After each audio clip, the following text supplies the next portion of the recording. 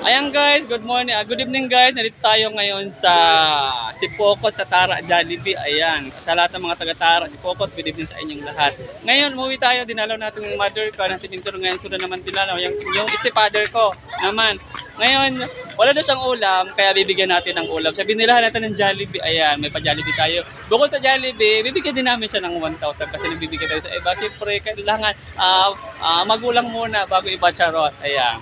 Malay nyo, kayo naman masunod mabigyan ko. Kaya abang-abang lang guys. Kaya itong dyan 1,000 na to, bigay ko sa aking stepfather. Ayan, di ba? Advance sa miracles mo yan. Gift ko na sa kanya na yan. Baka sabihin nyo, babawi. Hindi, sa kanya talaga yan. Kasi gift, more the bless, so, thank you sa mga blessing natin. Kaya bago magbigay sa iba, bigyan mo na ang pera dyan. Thank you so much sa mga followers ko, sa mga viewers ko. Thank you very much po. Ayan, Salamat. ano man sabi sa father ko? Salamat. Ayan, diba? Again, Merry Christmas. Abang-abang kayo, baka kayo nang mabigyan ko sa sunod. Thank you so much. So, thank you very much sa mga followers ko, sa mga viewers. Good evening po sa inyong lahat. Lalo na mga taga-tara. Abang-abang kayo, baka kayo na ang sunod na mabigyan.